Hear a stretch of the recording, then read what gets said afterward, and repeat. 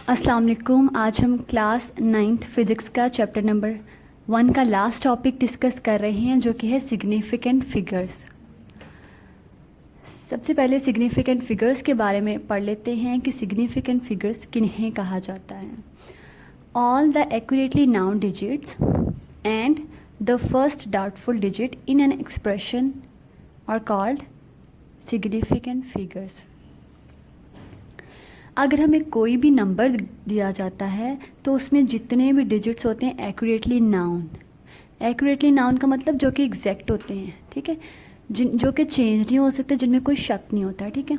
जैसे for example 2705 ये exact है, ठीक है, एक्यूरेटली नाउन है, हमें पता है ये 2 है, ये 7 है, ये 0 है एंड 5 है, तो ये क्या हो गए, ये सिग्निफिकेंट फिगर्स हो गए हैं, ठीक है। और फर्स्ट डाउटफुल डिजिट, और अगर हम किसी भी जगह पे पॉइंट लगाया हुआ तो पॉइंट के से पहले के बाद वाला पहला डिजिट वो डाउटफुल हो तो उसे हम जो है वो सिग्निफिकेंट फिगर्स कहते हैं।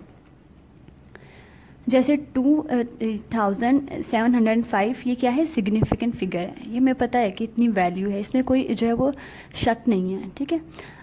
अब जो है सिग्निफिकेंट फिगर्स को मेजर करने के लिए कुछ रूल्स होते हैं, ठीक है, यहाँ चेक करने के लिए कि कौन से नंबर्स जो हैं वो सिग्निफिकेंट हैं और कौन से नंबर्स जो हैं वो नॉन सिग्निफिकेंट हैं।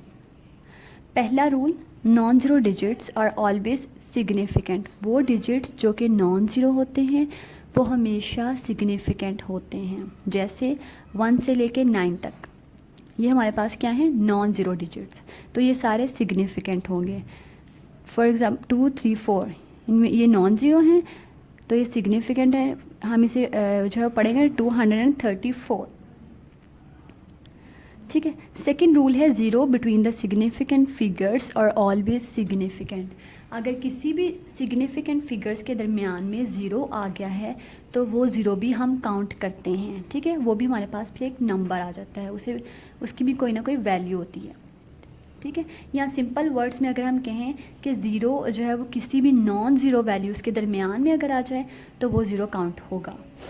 जैसे 2, 7 और 5 ये तीनों क्या हैं, ये हमारे पास है नॉन ज़ीरो और इनके सेंटर में क्या है, ज़ीरो, तो किसी भी नॉन ज़ीरो वैल्यू के दरमियान में जो ज़ीरो आ जाएगा उसे हम सिग्निफिकेंट फिगर्स में काउंट करते हैं।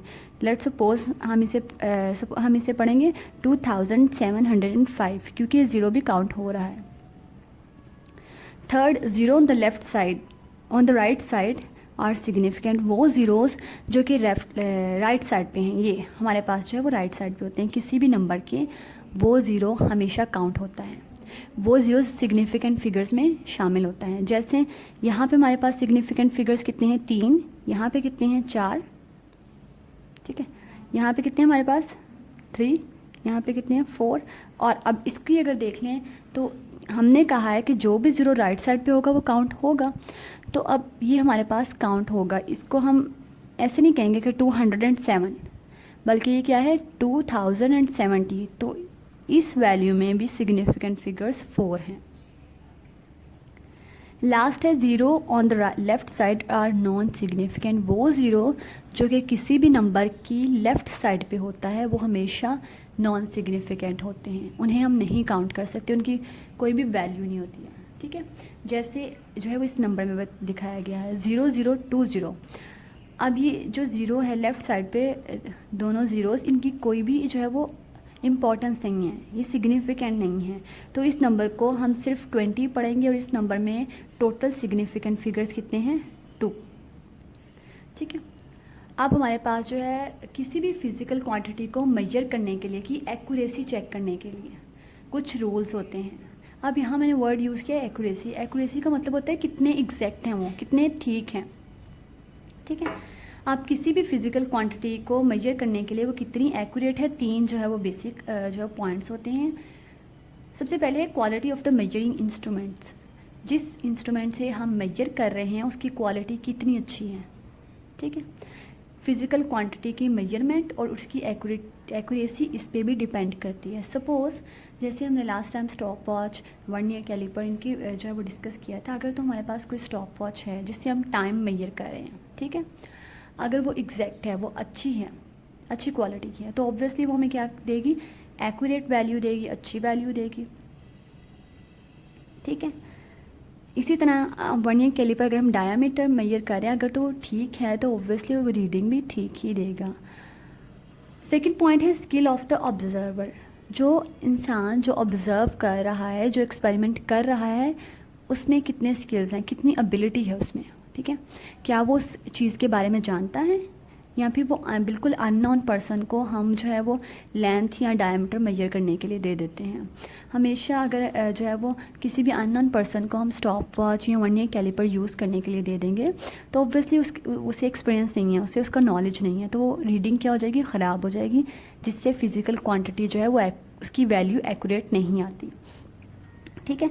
तो हमेशा जो है वो पर्सन जिसको किसी भी चीज़ के बारे में किसी जो है वो मेजरिंग इंस्ट्रूमेंट के बारे में नॉलेज है, ठीक है, वही जो है वो अच्छे से एक्सपेरिमेंट कर सकता है और वही एक्यूरेट वैल्यू निकाल सकता है।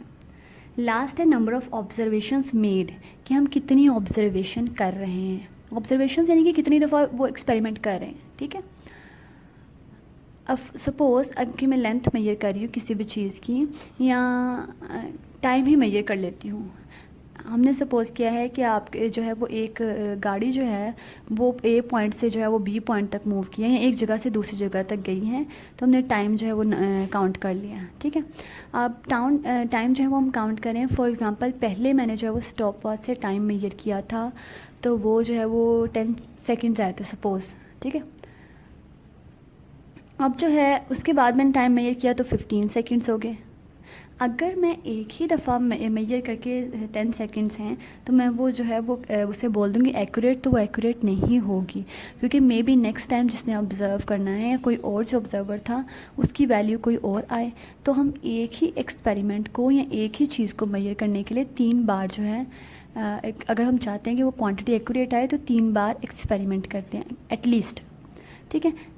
तो कम से कम जो है वो मैं 3 दफ़ा टाइम मेजर करके बताऊंगी कि हमारे पास जो है वो कॉन्टीन्यूसली क्या आंसर आ रहा है, और उनका फिर एवरेज लेके जो है वो हम फ़िज़िकल क्वांटिटी के बारे में बता सकते हैं। इस तरह से हम किसी भी फ़िज़िकल क्वांटिटी की वैल्यू जो है, मेजरमेंट जो है, उसे एक्यूरेटली निकाल सकते हैं। ये था हमारा आज का लेक्चर।